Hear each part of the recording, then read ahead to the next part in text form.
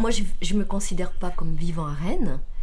Par contre, je vis dans un pays où Rennes est vraiment au cœur de notre existence. Il y a une dimension particulière qui est entre la ville de province, mais en même temps une métropole, et il y a un équilibre qui nous paraît pas mal.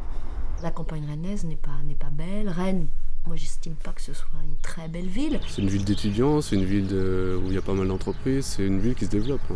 Maintenant, des désavantages aussi, au niveau déplacement, au niveau coût, au niveau stress, parce que tout ça, c'est... Bon, je sais qu'on prévoit qu'une véritable explosion, je crois que c'était 800 000, que l'agglomération devait faire 800 000 habitants à l'horizon de 2025, un truc comme ça. Je suis pas sûre.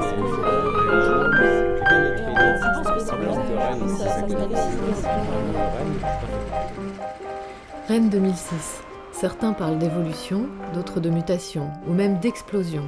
Ce qui est sûr, c'est que la métropole rennaise vit une transformation importante. Nouveaux habitants, croissance de la ville, mutation des villages périphériques, mais aussi cherté du logement, embouteillage. Où vivre ? Comment se déplacer ? Autant de questions fondamentales pour l'identité de chacun. Où va l'agglomération rennaise ? Qu'en pensent ses habitants ? Nous avons donné la parole à une vingtaine d'entre eux, en s'inspirant d'une étude sociologique menée en 2005 pour le pays de Rennes. Puis nous avons demandé à l'auteur de cette enquête, le sociologue Dominique Desjeux, de commenter ces paroles d'habitants, à la recherche de l'identité rennaise. Je pense que Rennes, serait presque un symbole, ce qu'on appelle dans notre jargon un modèle idéal typique, c'est-à-dire un modèle très significatif de ce passage d'un monde rural à un monde urbain. Et en plus, la politique de développement urbain de Rennes a été très centrée justement sur ce mélange des deux. Je trouve que quand on écoute les gens, il y a une mémoire liée à la terre qui est très forte, qui est une terre rurale, mais aussi une terre urbaine. C'est très curieux, c'est intéressant à entendre, alors que quand vous faites des interviews dans d'autres régions ou dans d'autres pays, le rapport à la terre n'existe plus. Voilà, alors, j'ai horreur de la campagne. Il n'y avait aucune distraction. Une femme dans un bistrot, ça se faisait pas. Bon, c'était il y a 10 ans, alors les choses ont peut-être évolué. Mais quand vous savez qu'il faut prendre votre voiture et faire 20 km pour aller au cinéma et revenir, moi, ça me tente pas tellement, quoi. C'est pas... J'aime bien, d'autant que je travaille beaucoup chez moi, j'aime bien savoir que quand j'ai envie de faire une pause, je peux aller voir des copains pas loin, je peux aller au bistrot. Donc je me sens très bien dans une ville avec une offre de ville. Je vous ai dit, des spectacles, des magasins. Moi, c'est la campagne. Et je changerai pour rien au monde mon style de vie.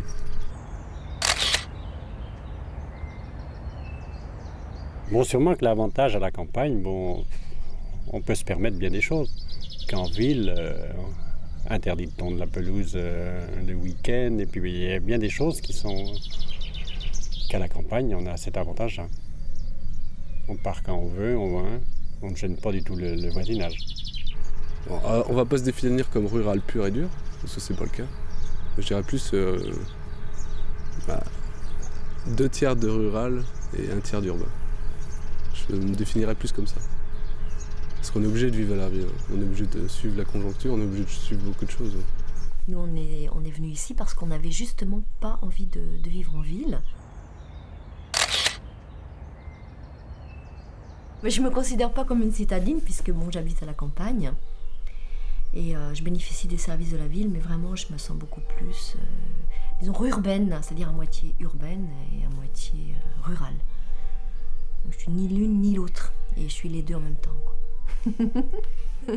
En ce moment, la belle saison, on préfère être ici.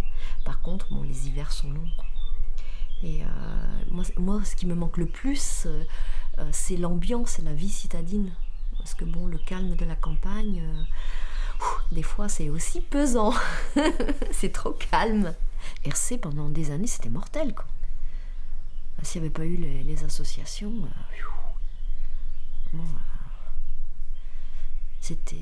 c'était pas facile de s'intégrer. Voilà, ça c'est bien.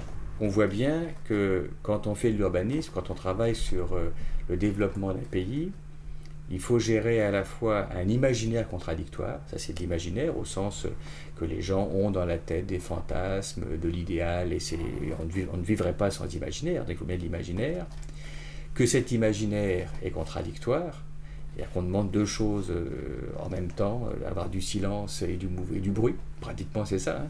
Avoir en même temps des services urbains et être loin de la ville. Que si on écoute cette contradiction qui n'est pas gérable, on devient fou, on le sait très bien en psychopathologie par exemple. La preuve, ça fait 43 ans qu'on est là, hein, et on n'a pas l'intention d'aller ailleurs. Hein.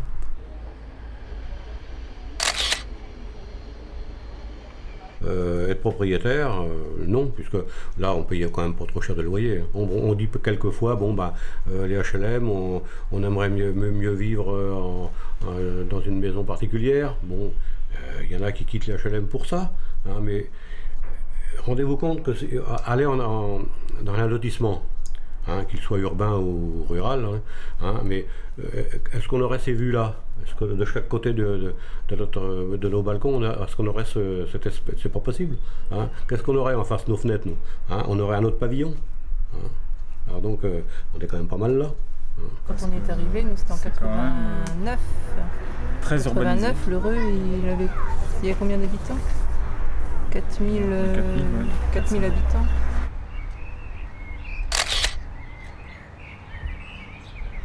Ça a presque doublé là. Donc il y avait encore un air de campagne. La vraie campagne, il faut aller la chercher de plus en plus loin. C'est un choix pour les enfants surtout. Autonomie, le bus porte à côté. Côté très pratique. Ça va faire 10 ans qu'on est sur Donloup. Le cadre est agréable, on est à côté de Rennes. On est à 10 minutes de Rennes, les gens sont sympas ici, la moyenne d'âge est assez jeune. C'est-à-dire que moi j'étais en appartement, quoi. C'était sympa, mais là même si le terrain n'est pas grand, il fait beau, les enfants on peut jouer avec eux dehors, on n'est pas obligé de sortir d'un appartement, on peut faire tout bête barbecue du soir, mais bon c'est sympathique quand même s'il fait beau, moins par les tondeuses qui tournent à plein régime, mais donc c'est quand même une certaine liberté en étant chez soi, quoi. On n'est pas obligé de rebouger comme si on est dans l'appartement ou dans une grosse ville, quoi. On ne peut pas appeler ça la campagne, de toute façon. On est en lotissement, on ne peut pas y appeler ça la campagne. Il n'y a pas le calme de la campagne, c'est pas la campagne. Pris entre deux imaginaires, ville et campagne, le Rennais va donc se mettre à chercher son logement idéal. Quelque part entre le centre, cher, chic, urbain, et la campagne, la plus campagnarde, tranquille et lointaine. Mais le plus probable se situe entre les deux. Notre Rennais, surtout s'il a une famille, a de bonnes chances de devenir un adepte de la tondeuse à gazon, à ne pas utiliser le dimanche à cause des voisins. La vie en lotissement, modèle urbanistique dominant. On est à la fois dans de la ville et de la campagne. C'est pour ça que c'est un compromis qui satisfait beaucoup de gens. On est aussi sur un logement qui est neuf, donc quelque part dont l'entretien est facile, qui est moderne. Donc on a cette espèce de mélange de ville et de campagne, de sécurité et de collectif et d'individuel, hein, qui se mélangent. Donc c'est du compromis.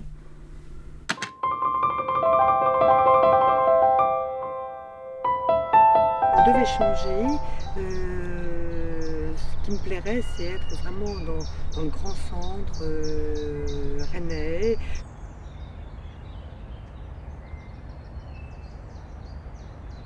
D'avoir envie d'aller au resto et de descendre l'escalier pour s'affaler sur une terrasse, tout d'un coup de vouloir aller à la séance de cinéma comme ça parce que l'envie vient d'arriver et que voilà, ça j'aimerais bien. Et j'appréhende davantage de me retrouver au centre-ville, dans un immeuble, dans un endroit où il y a beaucoup de monde, où il y a plus de limitations pour se déplacer.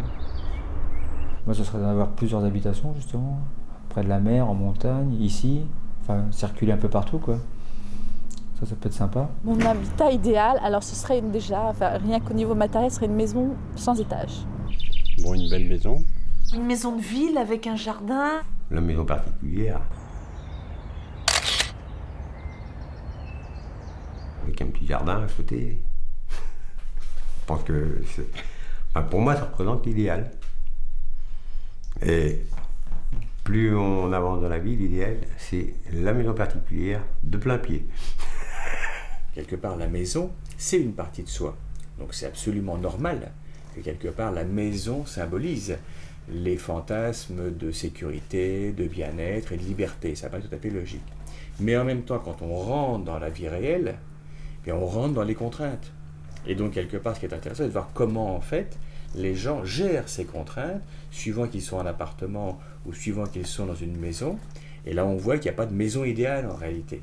Il y a à chaque fois un logement sous forme de maison, sous forme d'appartement, avec avantages et inconvénients. Et c'est peut-être plus la capacité qu'ont les gens de gérer avantages et inconvénients qui est importante, que d'essayer de résoudre pour eux quelque chose qui n'est pas soluble en réalité, qui serait de supprimer justement les contraintes positives et négatives qu'il y a dans un logement. C'est banal, presque évident. À quelques exceptions près, tout le monde rêve d'être propriétaire de sa maison. Home sweet home, d'autant qu'on en voit partout de ces maisons. Rennes ne cultive pas l'habitat vertical, mais plutôt l'art des petits quartiers. Une ville qui ne s'affiche pas comme ville, peu dense, qui aime sa campagne et qui s'étend. Mais l'étalement urbain n'a pas que des avantages, il est gourmand en espace, ce qui explique aussi en partie que Rennes soit une des villes les plus chères de France.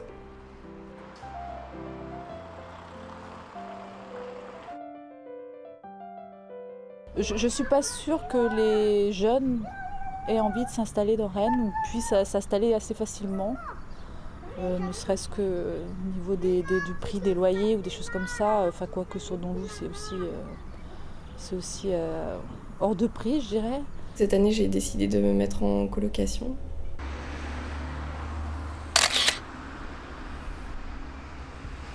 Donc, je vis avec 3 autres étudiantes.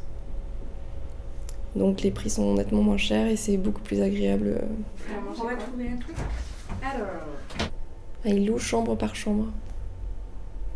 Et donc oui, je paye 280 €, dont 210 € de loyer et 70 € de charge. Et chacune paye 70 € de charge. Ce qui est quand même assez énorme. Avant, je payais pour un 25 mètres carrés 375 € sur Beaulieu. C'est assez cher, sachant qu'il y a juste un bus qui passe, il y a un arrêt de bus simplement. C'est un bus qui passe toutes les demi-heures, donc relativement moins souvent que le métro qui est vraiment à proximité d'ici. Mais c'est vrai que si je pouvais avoir un logement style HLM, ça me diminuerait vraiment le budget.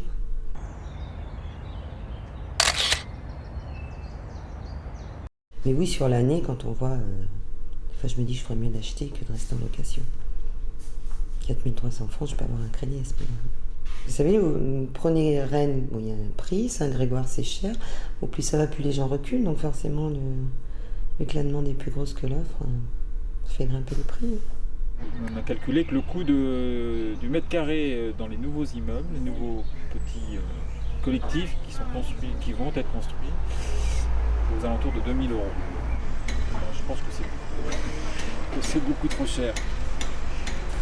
C'est excessivement cher par rapport au coût de la construction d'une maison. Ouais, mais tout se vendra quand même. Tout se vendra quand même, oui, parce qu'il y a de la demande. Bah oui. Ceux qui s'éloignent de plus en plus pour trouver un lotissement qui corresponde à leurs revenus n'ont pas forcément l'accès qu'on a, nous, à tout ce qu'il peut avoir en dehors de la commune. Et on ne va pas mettre les gens qui n'ont pas d'argent là-bas sous prétexte que les terrains ne sont pas chers. Et puis ça ne fait qu'aggraver les différences sociales, les riches allant dans le centre-ville et ayant tous les services communs à leur disposition, et les plus pauvres allant dans les périphéries et ne bénéficiant que de la petite épicerie si elle peut être maintenue, et pas de maternité, et plus d'hôpitaux de proximité, etc., etc.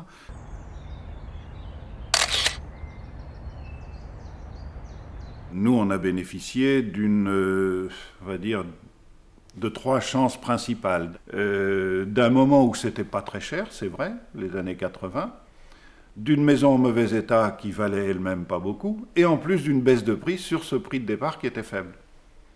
Donc pour tout dire, parce que moi je ne fais pas de secret de ce genre de choses, j'ai acheté ma maison 500 000 francs. Aujourd'hui, avec la pression foncière qu'il y a, c'est une maison qui vaut 2,5 millions, quoi.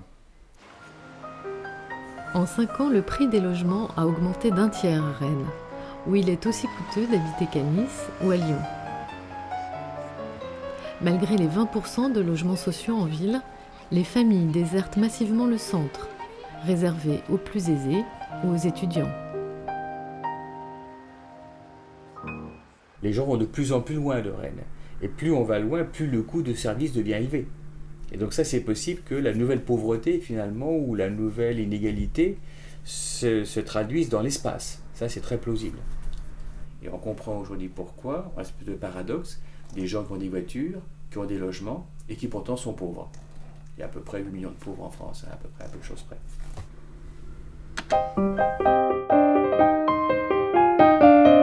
Non, on ne prend jamais la voiture. Pour aller à Rennes, ou alors si, pour aller au Centre Alma, parce qu'on a des courses à faire très précises. Mais autrement, les déplacements, quand je travaillais, c'était le bus. Le bus, j'ai souvenir que c'est... les heures de pointe, c'est assez boîte de conserve, quoi. Il faudrait davantage de lignes. Enfin, ça fait des cars bondés, hein, des fois. Je prends la voiture pour faire les courses. C'est pas bien, mais ça me permet de pas porter mes paquets. Même si je vais pas loin. Ça me gêne pas du tout d'aller à Rennes en voiture. On prend le bus, c'est 30 minutes de perdu. Là. Je prends toujours ma voiture pour mon travail, donc c'est une habitude. C'est vrai que même pour aller en ville, je prends ma voiture. C'est un réflexe. C'est aberrant, des fois. C'est aberrant. C'est le règne de l'automobile ici. Bon, pour l'école, c'est fou, quoi. Tous les enfants vont à l'école en voiture. Parce que c'est trop dangereux. Parce qu'ici, à RC, aller en vélo à l'école est trop dangereux. Je vais rarement à Rennes, très rarement. Si j'y vais, c'est pas quand on y va, c'est pour aller au cinéma ou des choses comme ça. Mais quand on va à Rennes, par contre, on s'arrête, c'est la poterie et puis on prend le métro après, quoi. Finalement, je mets pas plus de temps à pied et avec le métro qu'en prenant la voiture parce que le périphérique est quand même très souvent saturé, quoi. Et c'est bien d'avoir un élément d'autonomie comme ça. Donc bravo pour le métro, qui en plus reste très propre. Mais il me faut une deuxième ligne. Dans l'autre sens. Avec l'augmentation du nombre d'habitants, les embouteillages se sont invités dans le paysage rennais, malgré le succès du métro. Et pourtant, les transports en commun, c'est bien connu, c'est super chouette, pratique, écologique, enfin, surtout pour les autres. Ce qui est intéressant à Rennes, et ça c'est quand même pas très courant en France, c'est le métro. Effectivement un métro extrêmement pratique et propre. Alors ça montre bien que pour qu'il y ait un changement de pratique entre la voiture et un transport collectif, il faut qu'il y ait pas mal d'éléments, notamment un qui a été cité, qui est une stratégie du reste, pas forcément à Rennes, mais qu'on peut voir ailleurs, qui est l'encombrement du périphérique. La stratégie qui est déjà observée, c'est il faut faire en sorte que les gens circulent mal en voiture pour les obliger à utiliser le transport en commun. Ça, c'est les stratégies qu'on voit dans certaines villes. Ce qu'il y a derrière, ce qui est, comme on dit, structurant, ce qui va organiser le développement et les craintes de Rennes et les deux vont ensemble, c'est bien un problème de mobilité. C'est-à-dire, quand on parle des routes, quand on parle des gens, quand on parle des services, c'est comment on va d'un point à un autre. Donc la mobilité, elle est centrale. C'est pour moi une question aujourd'hui absolument centrale dans le développement urbain. L'environnement est quand même sympathique. Non, je trouve qu'on est quand même... On est toujours privilégié. Mais bon, est-ce qu'on va le rester? Ça, je ne sais pas. Il y a des projets de construction de routes un peu partout, dédoublement de voies existantes, enfin, donc on risque d'être un petit peu ceinturé de toutes parts et assailli. Moi, je suis relativement pessimiste sur la capacité de chacune des entités municipales à définir une politique qui aille dans le sens du bien commun, c'est-à-dire de cette préoccupation de protection de la coulée verte. Quand je prends la 4 voies et que je rentre, j'ai la ville dans la ligne de mire. J'avais pas compris là, le truc qu'il y avait petite ville, ceinture verte et Rennes. Parce que je vois que la ville, et j'ai l'impression qu'on traverse pas mal de zones industrielles. Moi, je la vois pas changer trop, quoi.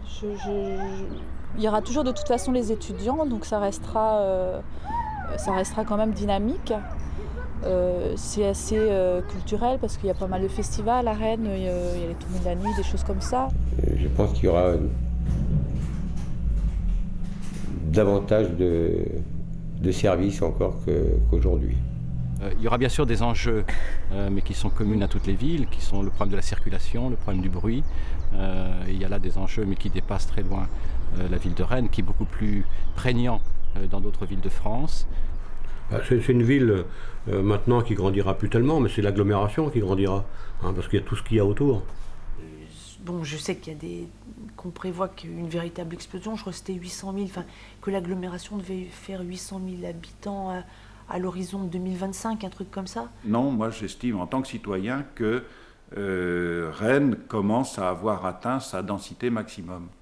Je vois un truc énorme là, qui brasse un monde fou, avec un périph' de plus, et puis une espèce de petit Paris, quoi. Voilà, des banlieues à l'infini, quoi. Un truc énorme. Je pense que ça finira comme ça. Ça en prend bien le chemin.